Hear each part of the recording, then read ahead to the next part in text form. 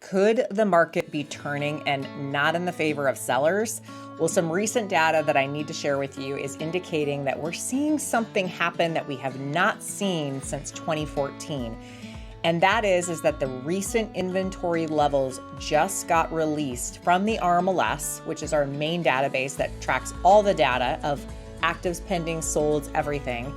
And it says that we're currently sitting at 3.7 months of inventory. So in theory, if no other homes came on the market, we would in theory sell out in 3.7 months. That's almost 4 months. We have not seen that, you guys, that high level of inventory since 2014. So for perspective, we've been sitting between 2 to 2.5, depending on the seasonality of the year for the last year. We've been seeing about 2.5 months, 2 to 2.5 months. Now, that's not terrible, as they often say a balanced market means we're sitting at about 6 months. But honestly, here in Portland, we have not seen 6 months in well over a decade. I would venture to say we haven't seen it since the last 2008-2012 crash. And the reason is because we have been sitting at low interest rates. We're not building enough. I think I've talked ad nauseum about how we just lack inventory in Portland. But before we all freak out about the fact that, oh my gosh, is it finally starting to become a buyer's market? There's inventory, houses aren't selling. Let me really explain to you what I'm seeing out here in the field, as well as talking and networking with my colleagues. Here in Portland, we still as agents feel like we're struggling to find inventory, but there are houses sitting on the market. So how in the heck does that actually work? Well, here's the thing. A lot of buyers, there's fewer buyers out there, okay? Fewer buyers are qualifying because the interest rates are so darn high and the prices have gone up and up over the years. Now we softened a bit depending on the location over the last year. But what's happening is when you have less buyers who qualify, they're far more choosier and pickier than it used to be. It used to be you have a light bulb and 3 walls and, you can sell your house. Now they're saying, no, seller, I want to make sure that if I'm going to pay the prices and the payment that I'm going to pay, that house you're trying to sell to me is in excellent condition, that it's priced right, and that it's got a good location. So if you're not matching their desires, you are sitting on the market.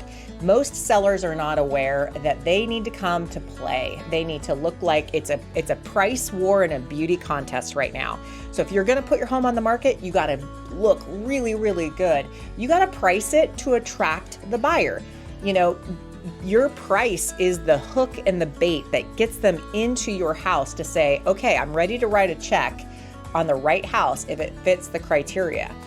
If you're not and you're sitting and you're lagging, the buyers are passing you up, and I am seeing tons and tons of inventory just sitting on the market. I've seen, inventory where they're just dropping price.